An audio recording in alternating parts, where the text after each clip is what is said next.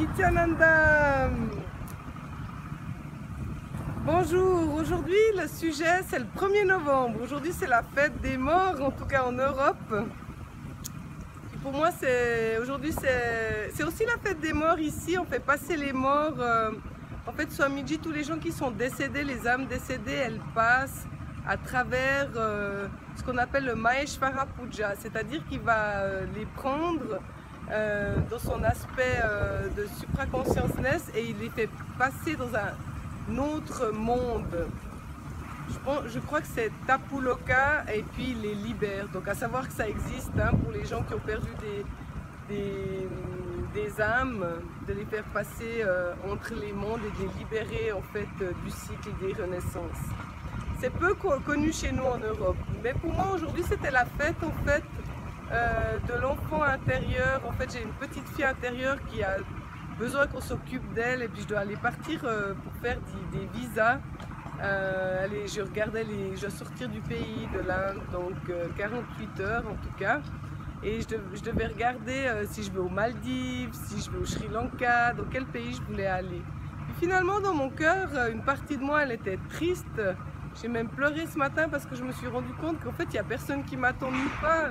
J'avais besoin en fait qu'on s'occupe de moi, qu'une partie de moi, où je me sois accueillie, prise dans les bras, que je compte pour quelqu'un humainement dans cette planète Terre.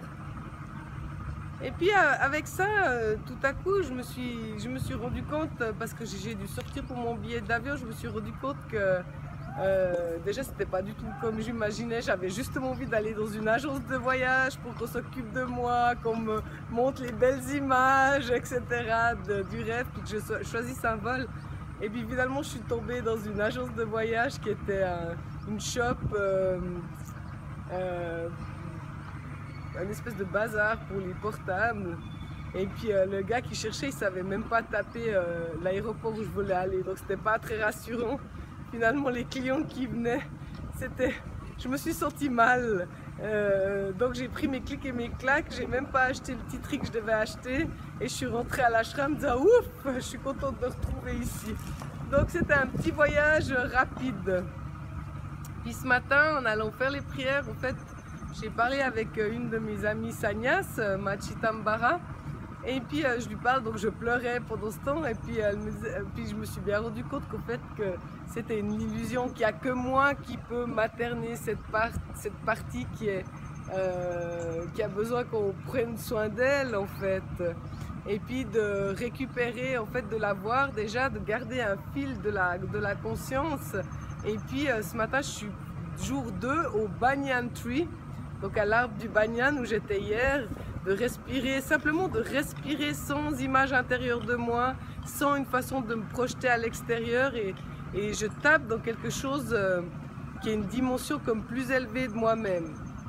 Là-dessus, je rebondis sur Mahasadashivoam qui représente la supraconscience et puis que ce programme, en fait, que Paramahamsa Nityananda, il annonce que c'est un breakthrough, donc une percée énergétique et qu'on l'attend depuis des éons et des éons, puis que c'est maintenant que ce programme il vient. Maintenant pour se faire ce programme, on n'arrive pas comme ça ici, dans cette énergie, il faut mettre une forte intention. Le secret en fait, c'est mettre une intention que même si ma mère est malade, je décide de venir là parce que je prends soin de moi et je veux faire ce breakthrough.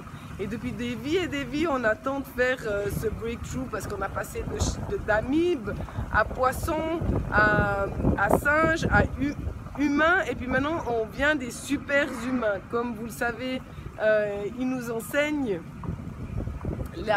qu'est-ce que c'est la supraconscience. On a oublié, on est connecté avec ça, mais on a oublié ce que c'est. C'est pour ça qu'ils nous invitent d'aller nous connecter à la respiration. On le fait pour vous, puis après, on vient faire une vidéo pour dire, ben voilà, c'est ça. Et c'est à travers la respiration qu'on peut voyager entre les mondes, c'est un vecteur. Et Paramahamsa Nityananda, qu'est-ce qu'il fait? Il prend la responsabilité de nous faire voyager à travers les mondes. Mais pour ça, on doit être prêt à quelque part à décoller.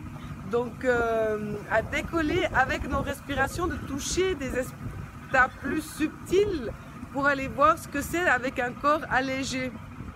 D'où vient la lévitation, c'est quoi, pourquoi on fait la lévitation, c'est pour ça aussi, c'est pour être allégé, voyager à travers les mondes.